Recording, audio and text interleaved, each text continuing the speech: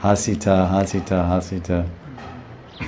He smiled at the gopis' confusion because he was hearing what he wanted to hear.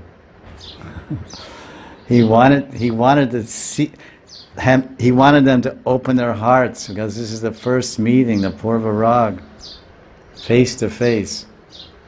I know they're attracted to me, but how deeply? I know they want to love me and they're in love with me, but how all pervasively?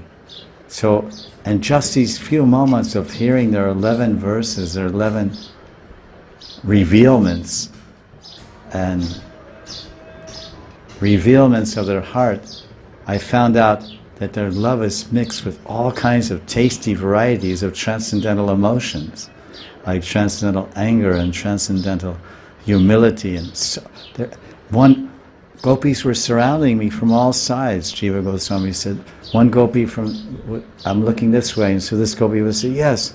And then she would finish, I know, oh. And then Krishna would turn to the south, and another gopi would say, yes. So she's expressing obstinacy and anger. Oh, she's really that. And then the other one, then another gopi was speaking from this direction, and she showed humility. Then another gopi spoke from this direction and spoke distress. Then Sham, what Sham? You too. He was getting a response, and it was all different moods, different bhavas, different flavors of love, because each person is different.